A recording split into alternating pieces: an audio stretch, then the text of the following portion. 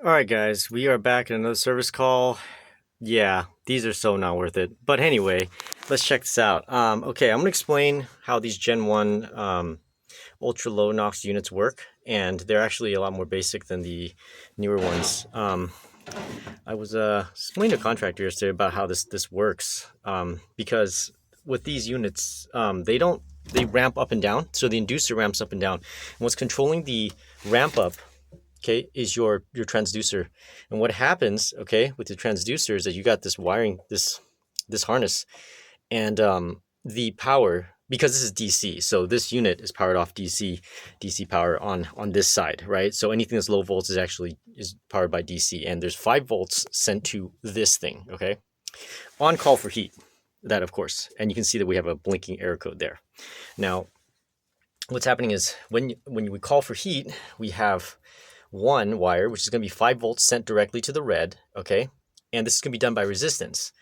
There is a pressure, okay, that's taken, but instead of a switch, it's called a transducer, because what it does is it takes the 5 volts from the red, okay, and it's going to have a resistance, which is going to return a voltage, we'll say probably 5 volts, another 5 volts, so it's going to go in as at rest, right? So at rest, it's going to require that it sees 5 volts, and then it's gonna start the inducer. Now, in this case, if I look at here, I have an error code, okay?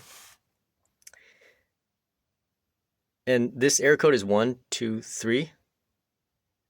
1, 2, 3. Okay, so that is span error. Now, I was getting both a span error and a null error. So null error means that it will not see on starting, okay? Span error means that it has already started and it didn't work, and it couldn't see the inducer ramping. So what happens is that as the inducer sees 0, it starts up. And as it starts up and causes pressure, the return voltage will drop, right?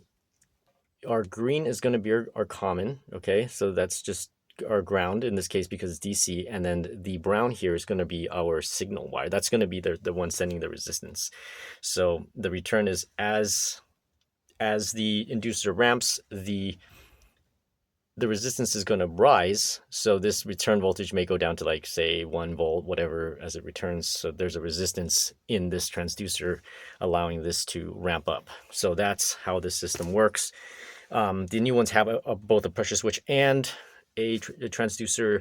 This one doesn't really need it, so anyway, these things suck. We're going to start by replacing the transducer first, and then we most likely, because we're getting both a span and a null error, I'm pretty sure it's the inducer. But in these cases, because it's Gen 1, these have had a lot of issues, so we usually replace them as a combination so that they don't have any issues later. So anyway, let's get to work, and hopefully this all gets taken care of.